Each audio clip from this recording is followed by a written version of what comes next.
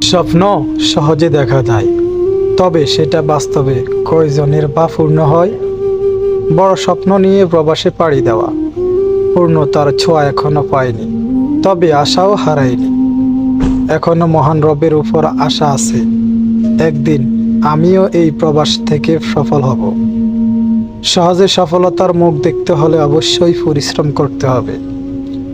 বাংলাদেশ থেকে বিদায় নেওয়ার সময় মনে হয়েছে সহজে একটা কিছু করে ফেলব।